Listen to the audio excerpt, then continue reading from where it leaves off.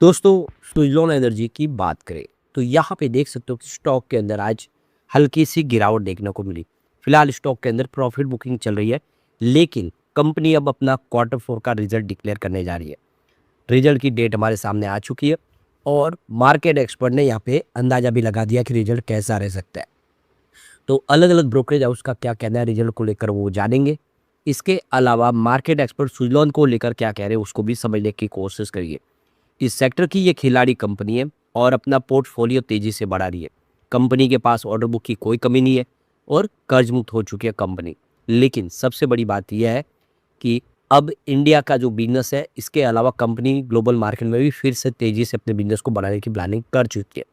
ऐसे में क्या आने वाले समय सुज़लॉन यहाँ से जो काफ़ी कमज़ोर लगा है, काफ़ी समय से दबाव में, क्या फिर बेहतर करेगा, समझेंगे इस वीडियो के माध्यम से।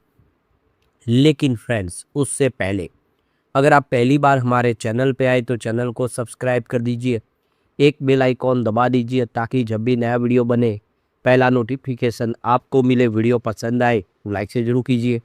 चलो फ्रेंड्स, वीडियो स्टार्ट करते हैं। मैं हूँ आपका दोस्त SB दवे और हमारे अपने चैनल ऑनलाइन कमाई में आपका बहुत बहुत स्वागत है। सबसे पहले सुज़लॉन एनर्जी लिमिटेड के कारोबार की बात करें तो 52.81 पर आज क्लोजिंग थी। 0.83% की गिरावट हुई, लगभग 1% के आसपास की गिरावट देखने को मिली। यहाँ पे आप देखिए 53.25 पर कल की क्लोजिंग थी और आज शुरुआत तो पॉजिटिव हुई 53.57 पर। इंट्राडे में 53.83 का हाई भी बना, लेकिन ज़बरदस्त प्रॉफिट बुकिंग शुरू हुई। कुछ फंड हाउस ने बिकवाली की जिसकी वजह से 52.52 पर स्टॉक आ गया और इसके पीछे वजह कि 38 रुपये का स्टॉक दौड़ते हुए 58 तक चला गया था और 58 पर जाने के बाद इसमें प्रॉफिट बुकिंग फिर से शुरू हुई, जिसकी वजह से आप देख ही सकते हो कि स्टॉक लगभग 5.5-6 रुपये नीचे आ गया है। फिलहाल मार्केट कैप इसका 72.55 थाउजेंड करोड़ के आसपास है और पी रेशियो 22.47 का है।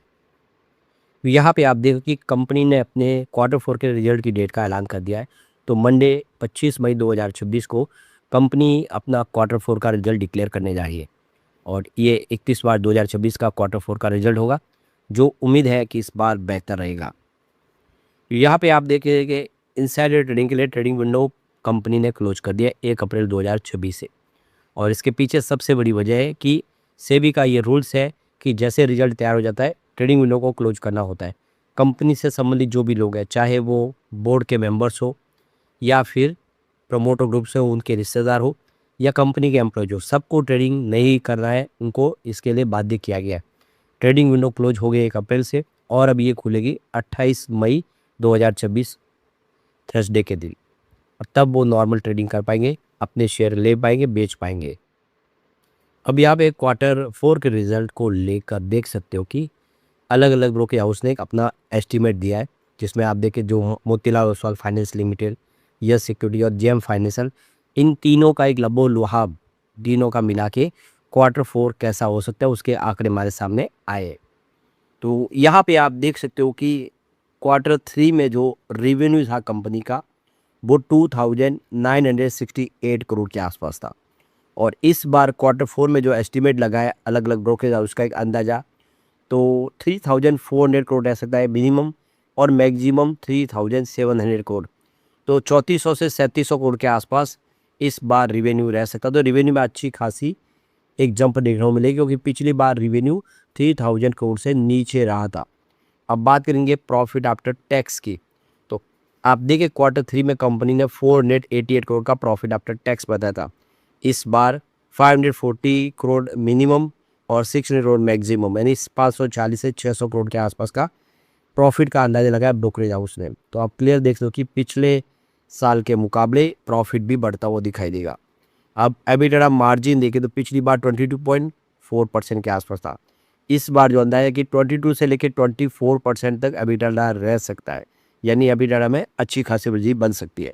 अब क्वार्टर थ्री के अंदर जो देखें इस बार विंड कैपेसिटी वो 30 से 35% की ग्रोथ से आगे बढ़ती हुई दिखाई देगी ईयर ऑन बेसिस पे। तो अभी फिलहाल डिविडेंड की बात तो यहाँ पे कंपनी ने इसको लेकर कोई भी फैसला नहीं किया है।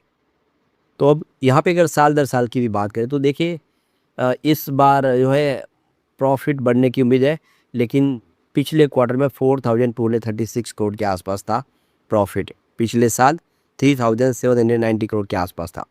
तो अब देखना है कि उम्मीद इस बार क्या प्रॉफिट बढ़ेगा क्वार्टर ऑन क्वार्टर बेसिस पे और ईयर ऑन बेसिस पे। अगर हम बात करें इसके ऑपरेटिंग प्रॉफिट की तो 738 करोड़ था दिसंबर क्वार्टर यानी क्वार्टर 3 में, जबकि मार्च क्वार्टर समय पिछले साल यह 693 करोड़ के आसपास था। तो इसमें देखें तो लगातार आपको क्वार्टर दर क्वार्टर यहाँ पे ऑपरेटिंग प्रॉफिट बढ़ता हुआ दिखाई देगा। इस बार उम्मीद है कि ऑपरेटिंग प्रॉफिट फिर बढ़ेगा। अब यहाँ पे अगर हम इसके बात करें अदर इनकम की तो 23 करोड़ के आसपास थी पिछले क्वार्टर में, जबकि पिछले साल सेम क्वार्टर में 35 करोड़ के आसपास था। तो आंकड़े लगभग उधर ही है, उसमें कोई ज़्यादा फर्क नहीं है। अगर हम नेट प्रॉफिट की बात करें तो ये देखिए तो पिछले क्वार्टर में दिसंबर में 445 करोड़ का नेट प्रॉफिट था, जबकि मार्च 2025 में देखें तो 1181 करोड़ के आसपास था नेट प्रॉफिट, यानी 4 डिजिट में था। पिछले क्वार्टर में दिसंबर में ये प्रॉफिट गिर के 3 डिजिट में आ गया, परंतु इस बार माहौल लग रहा है कि ये प्रॉफिट फिर बढ़ेगा थोड़ा, पर उतना नहीं बढ़ेगा जितना मार्च 2025 में बताया था।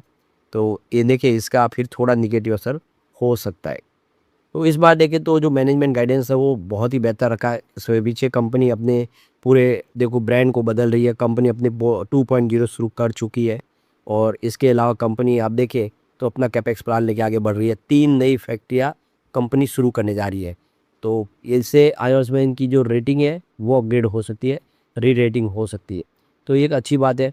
अब बात करें डिविडेंड की तो सुज़लॉन एनर्जी ने कोई भी डिविडेंड का ऐलान नहीं किया। अभी फ़िलहाल कंपनी की तरफ से इसको लेकर कोई भी हालचाल नहीं है, डिविडेंड को लेकर उन्होंने कोई भी बात नहीं की है, लेकिन हो सकता है कि क्वार्टर 4 के दरमियान कुछ बातें निकल कर आए।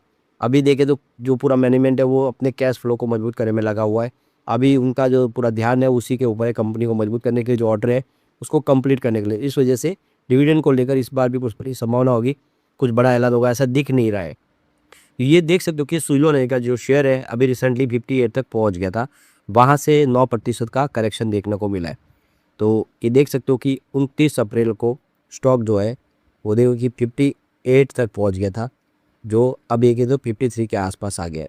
तो प्रॉफिट बुकिंग इसमें हावी हुई है, और मार्केट एक्सपर्ट का कहना है कि इस समय जो मीडियम टर्म में ये बुलिश दिखाई दे रहा है। फिलहाल stock 30 day, 50 day, 100 day, 150 day और 200 मूविंग एवरेज से आप देख सकते हो कि ये आपको थोड़ा सा नीचे ट्रेड करता हुआ दिखा देगा, लेकिन अब यहाँ से उम्मीद है कि बेहतर करेगा। टेक्निकल एनालिस्ट भी कह रहे हैं कि स्टॉक अपनी एक प्रॉफिट बुकिंग की चपेट में इस समय ज़रूर है, लेकिन आने वाले समय यहाँ से स्थिति बदलेगी। यहाँ पे देखें तो चॉइस ब्रोकिंग की तरफ से हितेश टेलर का भी कहना है कि सुज़लॉन एनर्जी का जो शेयर है इस समय प्रॉफिट बुकिंग की वजह से दबाव में, लेकिन यहाँ पे देखें तो 38 से 40 की जोन से बाहर निकला है और एक आगे बड़े जोन में पहुँच गया है। अब यहाँ पे 50 से 51 के आसपास एक सपोर्ट जोन है, इसको मेंटेन रहता है तो फिर यहाँ से एक अच्छी तेज़ी की संभावना बनेगी, स्टॉक आगे बढ़ सकता है। अगर हम सुज़लॉन एनर्जी को इसकी पेयर कंपनी से तुलना करें तो आपको समझ आएगा कि इसमें निवेश बढ़ रहा है, क्योंकि इसमें देखिए हिटाची एनर्जी इसमें सबसे बड़ी कंपनी है जिसका पी रेशियो 167 के आसपास जो काफ़ी हाई है। भेल नंबर 2 पे कंपनी है जिसका 87 का पी रेशियो है, जबकि आप देखिए एबीबी इंडिया जिसका 87 का पी रेशियो है जो बेल के बराबर ही है। सीजी पावर एंड इंडस्ट्रीज़ का 104 का पी रेशियो जो काफ़ी हाई है। सीमेंस का 77 का पी रेशियो है, जबकि सीमेंस ENR का 83 का पी रेशियो। GNE वर्ना एंड TAD का 87 का पी रेशियो, जबकि सुज़लॉन एनर्जी का पी रेशियो मात्र 22 है। इस लिस्ट में आपको क्लियरली दिखाई देगा कि सबसे फेयर वैल्यू पे सुज़लॉन है, और यहाँ पे इसे आगे बढ़ने की काफ़ी ज़्यादा संभावना है। और अब हमें क्वार्टर 4 आया उसकी उम्मीद है कि बेहतर होगा, उसका इंतजार जरूर करना होगा। लेकिन फ्रेंड्स कोई भी इन्वेस्टमेंट करने से पहले अपने फाइनेंशियल एडवाइजर से एडवाइस ले ले या अपना खुद का रिसर्च करें, क्योंकि मैंने वीडियो आपके एजुकेशनल पर्पज़ के लिए ही बनाया। वीडियो पसंद आई तो लाइक से जरूर कीजिए और चैनल को सब्सक्राइब कर दीजिए। Thank you friends.